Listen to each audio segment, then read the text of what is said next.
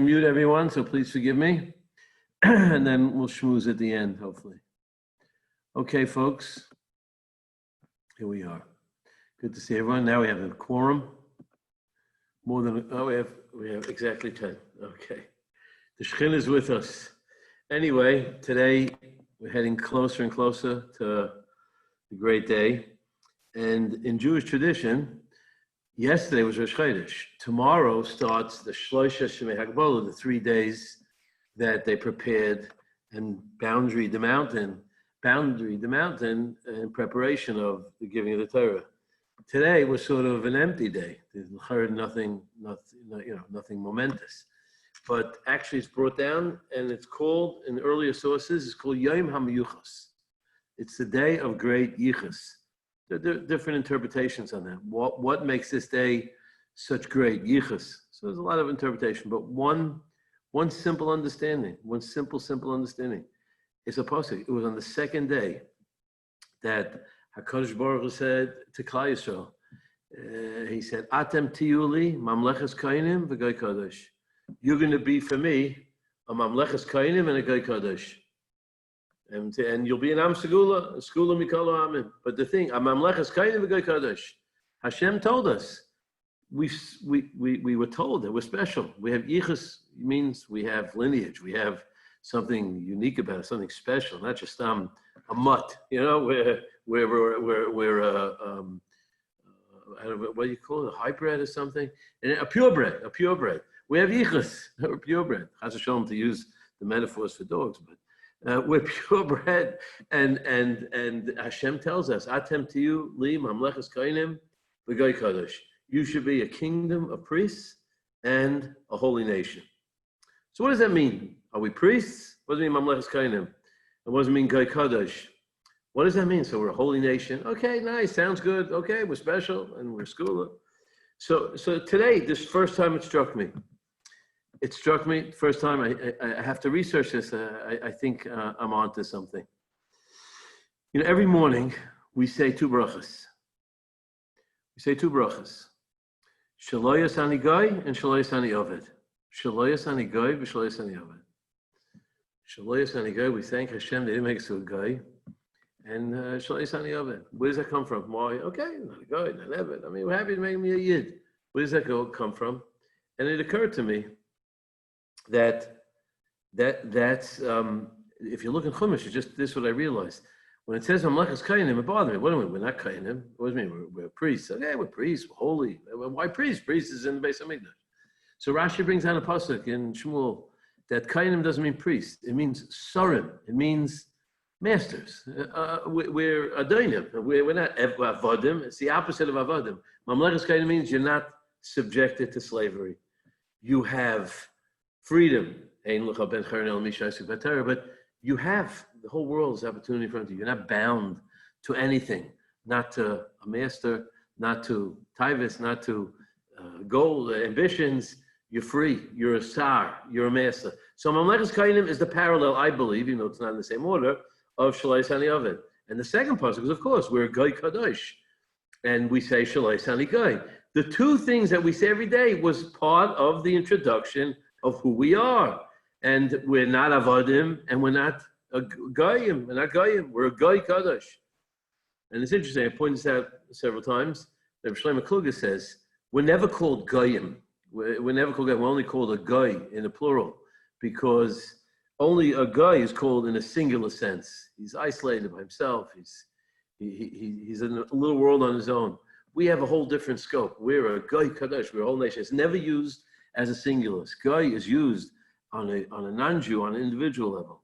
By Jews, it's always in the sense of the greater mission that we're part of. This is I'm interesting.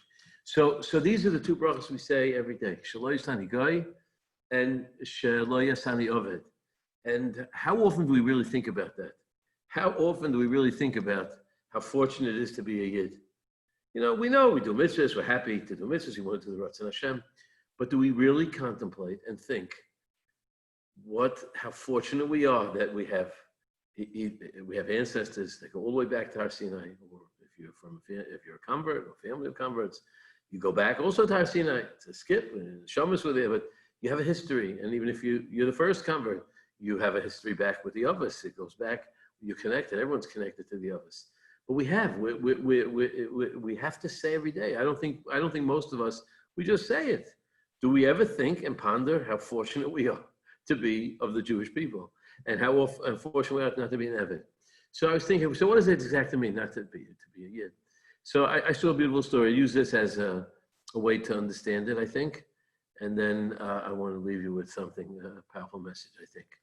So I've been recommending to read the Rebbitzin book, the Rebbitzin Jungreis, great book. And so she writes a story here. This is a shua story, because it happened in Sinai Peninsula. It was in a time when Israeli soldiers, I'm not sure which, I can't tell in the story when it happened, but they were still situated before the peace deal with Egypt. So there were still troops all over Sinai. So she takes this helicopter somewhere in Sinai. Maybe it was near Har Sinai, who knows? Or somewhere. It was closer to Har Sinai than we are. And she was supposed to speak to soldiers, like, many, many stories about her. The book is filled with these. So it happens to be that she and Reb Shlomo Wolbe, another person, one of my favorite people, Reb Shlomo Wolbe, was there also to speak to the soldiers. So they were both there scheduled to speak. And interestingly, she brought with her, there's another interesting part of the story, she brought with her kippot for the soldiers with her emblem on it, Hineni. And they mentioned in the book, it happens to be that the Rebbitzin of the Satna Rebbe is the one who funded the project for the yarmulkes. The yarmulkes for the soldiers was funded by the Satna Rebbe of Yelish's wife. Amazing. And earlier in the book, she gives another story. Before she did that momentous presentation in Madison Square Garden, she got a bracha from 4 Gedolim. It's remarkable. She went to Rav Henkin. Not many here may not know of him. Rav Henkin, he was a gadol from a giant from a previous generation. Reb Moshe, and Reb Soloveitchik, and the Satna Rebbe, and they all gave her a bracha. They all gave her a bracha, from Rabbi Soloveitchik to the Satna Rebbe to Reb Moshe and Henkin. Amazing, just amazing stuff. Anyway, so she comes in, she has the yarmulkes. They give out the yarmulkes, and they should have a picture. Here, it's from the book. I took a little extra from the book. You see the picture. She's standing around. I don't know if you could see it if I put it too close, but you can see the picture. She's standing there with the boys with the yarmulke that has the thing on it. So in the course of the discussion, so they asked a question. So one of the fellows comes up and he says, one of the soldiers had a question that was bothering him. He said, Kvod Harav, I'll read it to you verbatim because it's just too good to say it in my own words. It's only a few paragraphs. It says, Kvod Harav, why does a Jew wear a kippah on his head anyway? These are non-religious soldiers. Where does it say in the Torah that you need to cover your head? So Rav Wolbe answered him without missing a beat. He said, this quote from Rav Wolbe, if you want the food that you are cooking to turn out well, you cover the pot. A trash bin is left uncovered. A trash bin is left uncovered. It's just it says, there was a brilliant response, and from the look on the soldier's face, Rav Wolbe's response hit home. And when it was the Rebbitzins' turn to speak, she too addressed the kippah question. And she said the following. She said, first, you need to understand why you need a head. Then, she said to the question with a sincere smile, then you can move on to why you need to cover it. First, understand who you are and what makes you you. You need to understand what you are fighting for and who you are fighting for. The moment you understand all that, you'll know what your head is all about. Then you'll have no problem understanding why you need a kippah. Rav Wolbe had answered the question logically. It was a knockout answer. Rebbitzin Jungreis answered the question emotionally and knocked them out again. They had no chance. It was a two-pronged attack. And I think that's really what we're saying. We have to realize that we're mamleres kainim, that we live with a higher purpose. We have something in here. It's not stam. We just do. We put on tefillin. We daven. We're supposed to live with a sense of mindfulness and purpose. We're supposed to be a nation that ponders what we're supposed to be doing. We're not just doing acts simply to fulfill the will of God, but God gave us his directives, so we should be elevated and conscious and know and conscious of what it is and set the goals for ourselves to live that Ratzon Hashem. And the second thing is, of course, that's her response. Like Rav Wolbe said, to realize, we are beasts of nature. but we're a Gai Kodesh. We're not simply, a conglomerate of instincts and desires that we just follow blindly. But we're a pot that's cooking some very precious food, and you keep the cover on. We're not a trash bin that's just open and free. It represents, the sense of, we're here to contain ourselves. We have a different focus in life. These are the two, Shalei Sani Goy, Shalei Sani Oved. We have to realize that we're a Goy Kodesh. We come from a Goy, like I said, like Rav Shlomo Klug says, we're a nation which each one of us is a skula, each one of us is a treasure. We call it skula. A skula is every single item in the treasury that's special, the hope gem and the largest pearls in the world, whatever it is. Each one of us is that Segul. Each one of us is a treasure. And each one of us has a mission to embed within our mind to figure out who we are and to know that it's not just a random following and flying off the cliff with the fish, just going off the cliff, and also that we have to be elevated. We're not just, we're free. We have choices to make, and we don't just.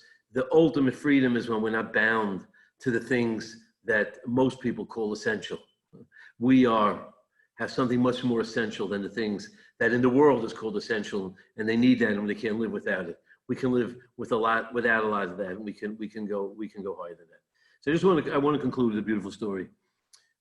I saw this in the Sefer that talks about these two brachos. It brings an interesting story, and I think it's something for us to think about. It's a story we can relate to on the face of it, but I want to bring it home to each one of us. There was an Israeli who was living in Tel Aviv. It's a true story. Grew up in an irreligious home, and he was looking through a family album. He was a teenager, a little older maybe, and he suddenly sees a man with a gray beard from a picture from Europe, and he turns to his mother and says, "Ima, Mize, who's this?" She says, "Shabbos Shalcha, this is your grandfather." And he says he lived in Europe before the Holocaust, and during the Holocaust, he worked in a labor camp. One day, a day or two before the liberation, the officer brought him to the middle of the courtyard, and he took out a piece of pig. It's a famous story. He said, he gave him a piece of pig, and he said, "I want you to eat it in front of all the prisoners." And he refused. So he said, "Listen, in a few hours, in a short amount of time, the Russians are going to be here and free the camp. If you eat it, you'll be saved. If not, I'm going to shoot you on the spot." He refused to eat and he died. That's the first time this guy heard the story about his grandfather. He went on with life, he got married, and one day his wife, he got married and he got successful. And one day his wife says, "Buy me something for supper." So he goes into the restaurant and they're selling, a pig ham sandwich. And he's waiting online, and suddenly the memory comes to him. And he says, "My grandfather chose to die rather than eat pig, and I'm going to stand in line to pay for pig." He left the line. He bought some kosher cheese sandwich, whatever it is, semi-kosher. And then eventually one thing led him to an Arachim seminar, and eventually why don't Jews eat pig? And in the end, he did tshuva, and the rest is history. So I think about this. So I say he realized, what does it mean to be a yid? Why we wear a kippah? What is this? We celebrate being a yid because there's something in this head that has a different vision, a different view of the world, different understanding of the universe. And there's a lid that's put on our instincts that refine us, that we're a Gai Kodesh. We're Sarim. We're masters of our fate. We have a different game plan. And we're and we're not, and we're a Gai Kodesh. We've refined ourselves to be able to take from this world, but refine it in a way that reflects Ratzon Hashem. So I was thinking, so this is a great story. Okay, we can relate to it. Each one of us, when we ponder, Shalei Sani Goy, Shalei Sani Oved, think about our ancestors. What would they have been Meiser Nefesh for? I don't mean, someone put a gun to the head. Things that we expose ourselves to, or things that we talk about, things maybe how we dress, or maybe how we talk, or that we're involved in. In our ancestors, they would have given their right hand. not to miss a minyan. They would have given, the left hand, the second hand to light candles on time on Shabbos, to learn and be kavei itin l'Torah without a doubt.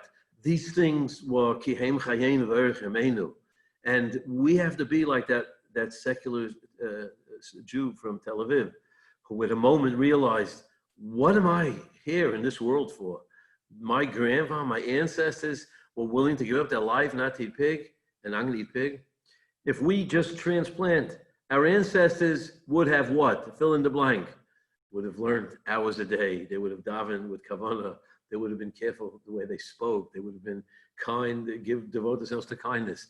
And what do? We run around and we get busy and we're complaining about this. We want this comfort and that comfort in their planet that didn't exist. They were true sarim. They were true Goy Kadosh Kadoshim. And we have to think back. Shalaya Sani Goy, we're part of something that's an amazing legacy. Shalaya Sani Aved, we have to work on that. We have to appreciate that we have the ability not to be avodim to anything. I was just, before I came here, I was watching, it very emotional for me. Tonight is the Mir Yeshiva dinner. I never had a chance to go to the dinner, and now they're doing it online, it's a Zoom. So it had beautiful pictures of, reminiscing the days of what it was like to learn yeshiva. And I remembered my Rabbeim, Reb Chaim Shmulevitz, Reb Nachum, and Reb Beinish, and all the great Rabbeim from my days, and many of you may not know some of them. But I just remembered back, and I was preparing when I saw it was in between, I was trying to prepare, and I just remembered their whole life, there was just nothing but Kem Chayin and Rech Yameinu. Everything else was non-essential. The only essential thing in their life was Torah, mitzvahs, and Ma'aseh Tovim. There was a beautiful speech that he was translating to English from Dvar, who was like famous. He's probably the biggest Marbitz Torah in the world. He has thousands of people every day who listen to Shir in the Mir and hookups and radio hookups in the Mir. And he says, the lesson of COVID is that Kiyam Chayenu, everything else is not essential. The success and the houses and the vacations and the camps, whatever it is. Of course, we have to do the things we need to do. No one's saying we should go live in Meisharim. But we have to remember that what we acquire in our mitzvahs, in our davening, and our learning is Olam Netzach. Everything else is just temporal. It's just here for a short amount of time. Shalaya Sani Goy, Shalaya Sani Aved. My Rabbi, I remember back, were the freest people in the world. They were the most noble people in the world. They radiated nobility. They radiated freedom. They were not bound to anything but the love of Torah, nothing else. Nothing else meant not food. Obviously, they dressed. They comported themselves beautifully, but it wasn't important. You could see that what was essential was Torah and Torah and Torah, Torah mitzvahs, Torah chesed. May we be zeicha as we prepare to realize the yichus. It's a yom hamayuchas. It's a very special day.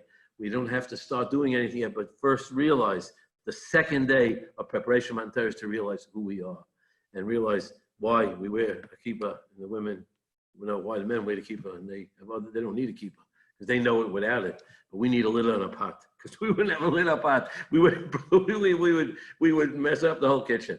And anyway, we'd be like the trash bin overflowing, as Rav said. Okay, let's just some food for thought.